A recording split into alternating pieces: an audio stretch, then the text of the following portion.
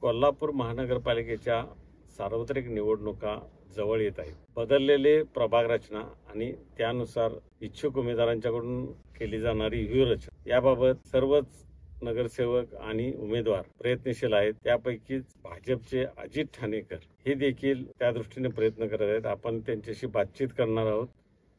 नमस्कार. नमस्कार. आपण नगरसेवक होता, भाजपचे नगरसेवक म्हणून आपण 5 वर्ष काम केलं.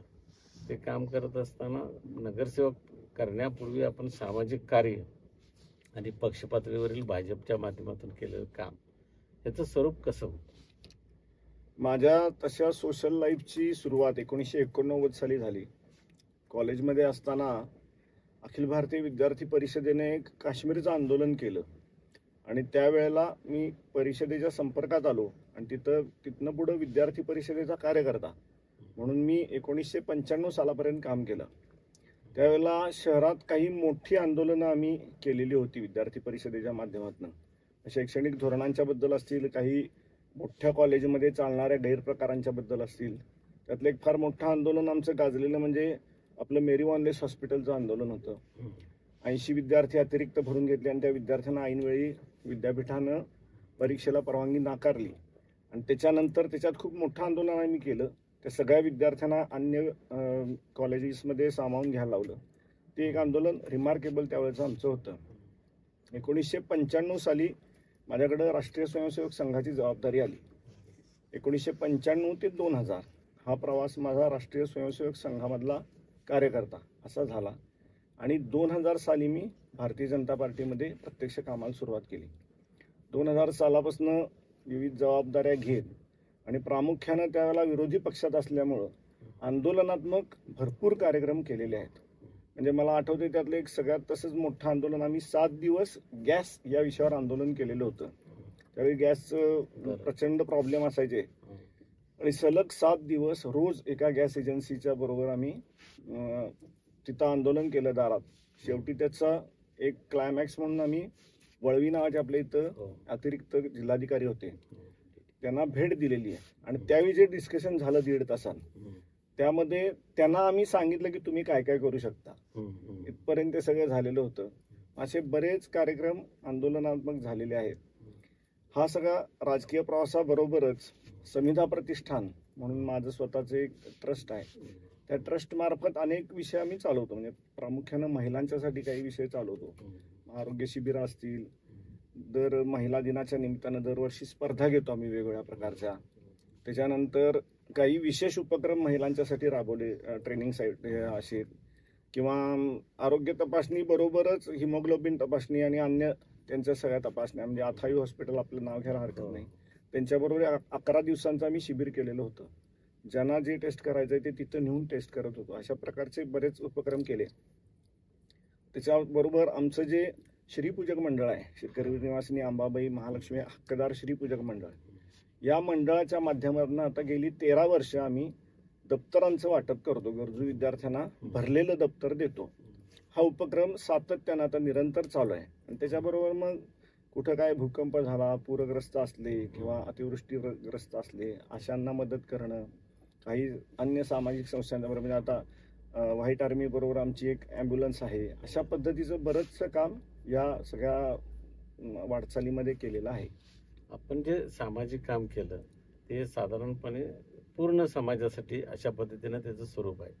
पण एक नगरसेवक म्हणून प्रभागातलं काम म्हणून विकास असेल किंवा इतर जी कामं आहेत सर्वसामान्य नागरिकांची, ह्या कामाचं आपण कशा पद्धतीने नियोजन करतो? तर बेसिकली मी इंजिनियर असल्यामुळं मला टेक्निकॅलिटी काही गोष्टी कळतात आणि मग थोडंसं काही जणांचं असं असतं की कोणीतरी मागितलं म्हणून काहीतरी द्यायचं.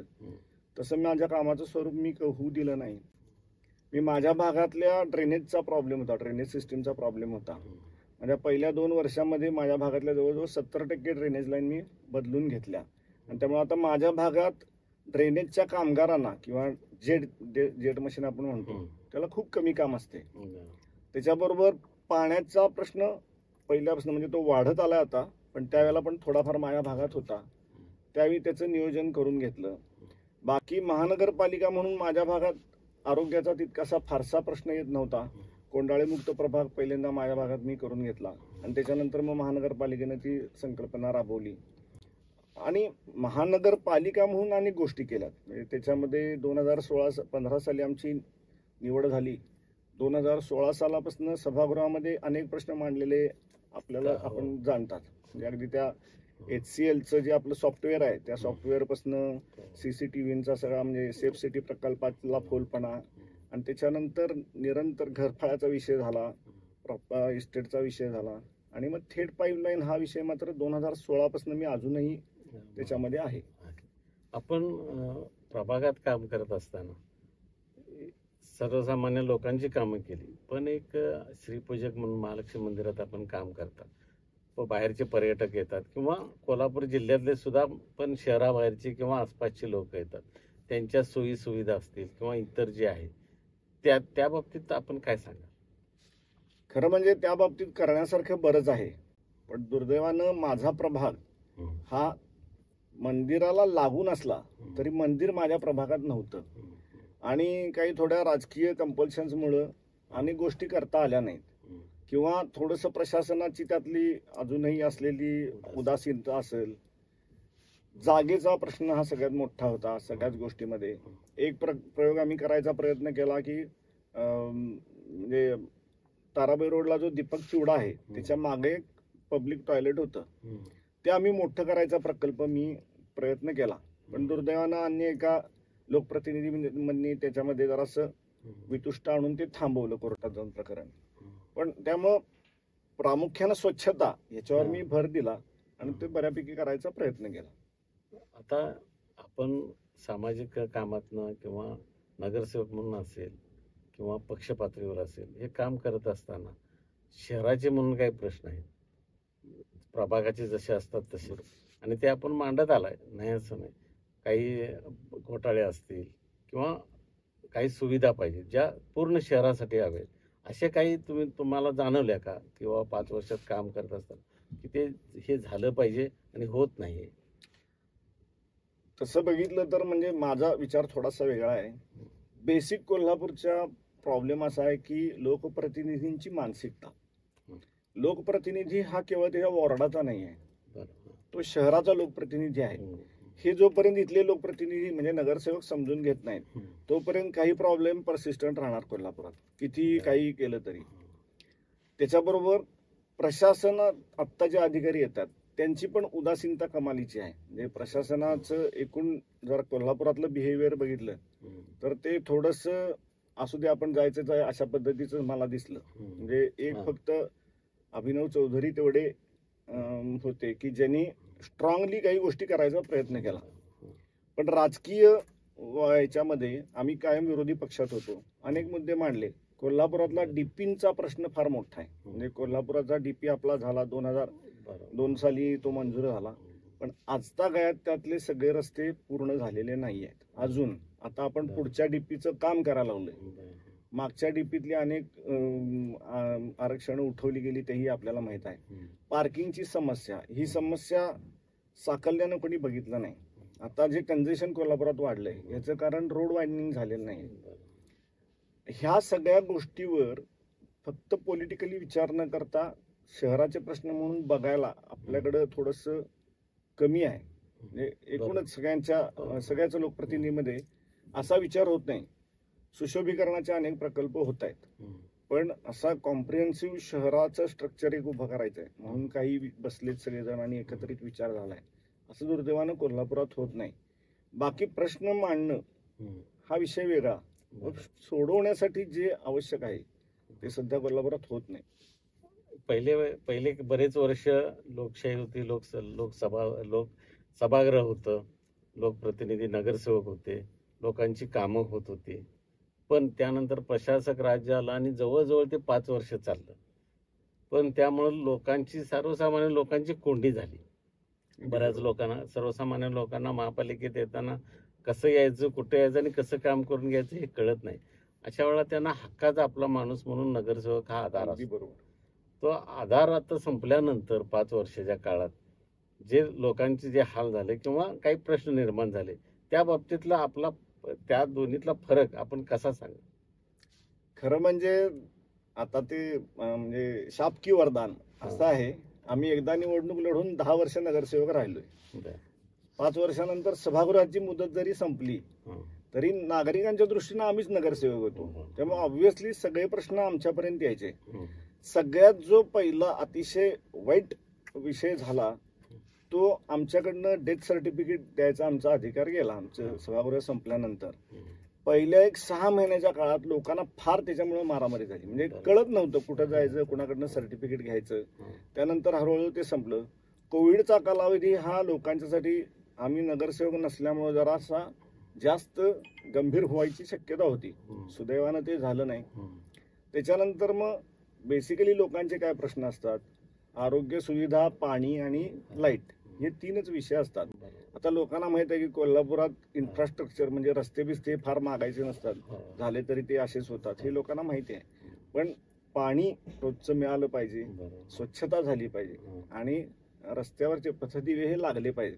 एवढ्याच समस्या लोकांच्या जास्त करून असतात. कधीतरी कुणाला तर मग डेथ सर्टिफिकेट किंवा वैयक्तिक जन्म दाखले हे किरकोळ विषय असतात. घरफाळाचा एक मध्यंतरी खूप मध्यंतरी विषय झाला, म्हणजे तो आम्ही सभागृहात असतानाच झाला. आपल्या कोल्हापुरात प्रॉब्लेम असा झालाय की घरफाळा सगळ्यांना सगळा लागलेला नाही. काही जणांना जास्त लागलाय, काही जणांना फारच कमी लागलाय, काही जणांनी दाखवलेलंच नाही आहे. त्यामुळे रिव्हिजन करा असं आम्ही 2016 सालापासून मांडत होतो. आता रिव्हिजन सुरू झाली आहे त्याची, पण त्यामुळे आता काही नवीन प्रश्न निर्माण व्हायला लागले. म्हणजे आता ज्यांना कुठेतरी 8-10 हजार रुपये फाळा होता, अशाला एकदम 70-80 हजार रुपये फाळा यायला लागल्यावर तो एकदम बिचकतो. असं सगळे प्रश्न आहेत. पण शेवटी जोपर्यंत नवीन लोकप्रतिनिधी येत नाही तोपर्यंत लोकांच्यासाठी आम्हीच लोकप्रतिनिधी आहे. पण आता तुम्ही सत्तेत आहे, केंद्रात भाजपची सत्ता आहे, राज्यात सत्ता आहे, त्यामुळं कोल्हापुरात काम करत असताना या सत्तेचा फायदा घेऊन किंवा साधारणपणे त्याचा एक चांगला उपयोग करण्यासाठी म्हणून आपण कुठल्या गोष्टी केल्या आणि कराव्या अशा वाटतात आपल्याला? तसं बघितलं तर सत्ता कुणाची असली तरी काही फंड आणणं ह्याच्या व्यतिरिक्त राज्य आणि केंद्र सरकार फार काही करू शकत नाही. महानगरपालिका स्वायत्त संस्था आहे. महानगरपालिकेचं सगळं स्ट्रक्चर जे आहे ते महानगरपालिकेनंच चालवायचं असते. फक्त जिथं अडचण येईल तिथं राज्य आणि केंद्र सरकार मदत करते. केंद्राशी तर आपला तसा फार संबंध येत नाही. पण आता स्वच्छ भारत अभियानातला निधी हा केंद्राकडनं येत असतोय. तो निधी तटला बाबा तर तो आणायला पाहिजे, अशा स्वरूपाचं आहे काम. पण मुळात बेसिकली आपलं महानगरपालिकेचं युनिट जे आहे ते स्ट्रॉंग व्हायला पाहिजे. ते स्ट्रॉंग होत नाहीये. आणि आता ही संधी होती 5 वर्ष प्रशासनाला की ते स्ट्रॉंग करायचं, पण प्रशासनानं काही केलेलं नाहीये त्या बाबतीत. आता राज्य शासनाकडनं काही गोष्टी, उदाहरणार्थ आता आपल्याकडं मंदिर परिसर विकास आराखड्याचा विषय चाललाय, त्याच्यामध्ये आम्ही प्रयत्नपूर्वक आता प्रशासनाला हे पटवून देऊ शकलोय की त्या लोकांचं पुनर्वसन तिथंच व्हायला पाहिजे. हे करायला मला आमचं राज्य असल्याचा उपयोग झाला, कारण माझा तेवढा डायलॉग सगळ्यांशी होऊ शकत होता. असे काही प्रश्न आहेत. थेट पाईपलाईन बद्दल आता आम्ही बोलत आलोय. आता थेट पाईपलाईन झाली आहे तर ते आता काही आपल्याला बंद करता येत नाही, पण त्याचं नीट चालावं, म्हणजे ड्युरेबल व्हावी आणि कमी खर्चात व्हावी, ह्यासाठी काही उपाययोजना आहेत. त्याचं माझं बोलणं चालू आहे. ते मग त्या माध्यमातून म्हणजे शेवटी पक्ष म्हणून ते चालू आहे. त्या चॅनलमधनं काही गोष्टी हळूहळू प्रशासनाच्या पण लक्षात यायला लागल्या, ते होईल. पण त्याच्या पुढे जाऊन जे करायच्या काही गोष्टी असतात त्या थोड्या हायर, म्हणजे आमदार आणि खासदारांच्या लेवलच्या काही गोष्टी असतात ते त्यांच्या पद्धतीनं बघतायत. पण परत एकदा मी म्हटलं तसं थोडं कॉम्प्रिहेन्सिव्ह सगळ्यांनी बसून 4 विषय एकत्र चालवायचे आहेत आपल्याला, असं जरा कोल्हापुरात कमी होते. आपण भाजपमध्ये काम करता, पदाधिकारी आहात आणि नगरपालिकेत सुद्धा आपला प्रभाव आहे, अभ्यास आहे. काही वेळेला लोक आपला सल्ला घेतात किंवा माहिती घेतात. त्यामुळं तुमच्या पक्षाचे लोक किंवा तुमची जी काय आघाडी असेल, माहिती असेल, काय असेल, तर त्यांचा एखादा कॉमन एखादा असा बेस तयार करून व्यासपीठ एखादं की असं काहीतरी, असं काही आपल्याला करता येईल का? असं करता येणं नक्कीच शक्य आहे. म्हणजे सभागृहात असताना तसा प्रयत्न आम्ही केला, थोडाफार प्रमाणात सक्सेस झाला. त्यावेळेला मी खूप ज्युनियर होतो. आता पुढच्या सभागृहात सुदैवानं जर संधी मिळाली तर मी सिनियर असेल, त्यामुळे तो प्रयत्न जास्त चांगल्या पद्धतीनं करता येईल. पण थोडंसं असं आहे की याला म्हणजे काही अभिनिवेश सोडून लोकप्रतिनिधींनी शहरासाठी म्हणून काम करणं गरजेचं आहे. आज माझा पालुपद आहे माझं ते. आपण ज्या वेळेला वार्डात काम करता म्हणजे प्रभाग म्हणून, आता बहुसदस्यीय झाले. आधी एक सदस्य होतं, तुम्हाला स्वातंत्र्य होतं किंवा करण्यासाठी जे काय करायला लागेल ते तुम्ही समजून घेत होता. आता आपल्याला जे सहकारी सदस्य असतील त्यांना घेऊन जायला लागेल. ही सगळी ही कामाची पद्धत आपल्याला, आपण ह्याकडे कशा पद्धतीनं बघतो? तसं बघितलं तर पुन्हा ही एक संधीच आहे. म्हणजे ती अडचण वाटायचं कारण नाही आहे. ऍक्च्युली छोट्या भागात मी एकटा काम करत होतो, त्यामुळे माझ्यावर एकट्यावर लोड यायचा. आता मला 3 सहकारी असतील, कुठल्याही पक्षाचे असू देत, विरोधक असू देत, नाही तर माझ्या पक्षाचे असू देत, पण ते सहकारी म्हणून जर मी माझी मानसिकता ठेवली तर मग अडचण येत नाही. माझ्या बाउंड्रीवरचे माझे सगळे जे विरोधी पक्षातले सगळे होते, एक सोडले तर बाकी सगळे विरोधी पक्षातले आमच्या नगरसेवक होते. कधीतरी तो त्याच्या भागातलं काम, म्हणजे तो माझ्या भागात एखाद्या गल्लीतलं काम करणार, मी त्याच्या भागात करणार, असं अंडरस्टँडिंग असलं की काय अडचण येत नाही. तर दुसरा विषय कसा आहे याच्यामध्ये, कोल्हापूर महानगरपालिका सोडून बाकी सगळ्या ठिकाणी बहुसदस्यीय प्रभाग रचना झालेली होती. फक्त 2015ची आपली इलेक्शन सिंगल वॉर्डवर झाली. बाकीच्या ठिकाणी कुठे एवढी अडचण आलेली नाही. ठीक आहे, कोल्हापूर यायची आवश्यकता नाही. पण आपण हे करत असताना पक्ष म्हणून केलं, सामाजिक काम म्हणून करताय, पण लोक ज्या वेळेला आपल्याकडं एक धार्मिक किंवा एक आध्यात्मिक आपलं अधिष्ठान आहे, त्या अपेक्षेनं बघत असताना आपण कशा पद्धतीनं हे सामोरं जातो?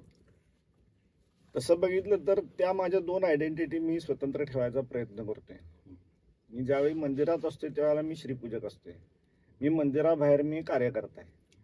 आता तसं कोण जोडायला गेलं तर त्याच्यात मी काय करू शकत नाही. म्हणजे एखाद्यानं ठरवलंच की नाही तू पुजारी म्हणूनच तुला मी इथं बघणार, तर मी काय करू शकतो त्यात, असा विषय आहे. पण शक्यतो त्यामुळं आपल्यातनं चूक होऊ नये असा माझा खूप प्रयत्न असतो. पब्लिक लाईफमध्ये मुळातच संघातनं आल्यामुळं मला पब्लिक लाईफमध्ये खूप कॉशियसली मी वागत असतोय आणि त्यामुळंच जगदंबेच्या कृपेनं आजपर्यंत माझ्यावर कुठला ब्लॉट आलेला नाही आहे.